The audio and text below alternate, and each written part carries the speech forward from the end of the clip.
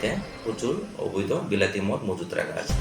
তখন আমি এবং আমার পিএসের অফিসাররা তার বাড়িতে অভিযান চালাই এবং অভিযান চালিয়ে আমরা 636 বোতল কিংফিশার এবং 514 বোতল পোল্ট্রি মদ বিলাতি মদ আমরা উদ্ধার করি। অভিযানের সময় নিরুদ্নাথ বাড়িতে উপস্থিত ছিল না।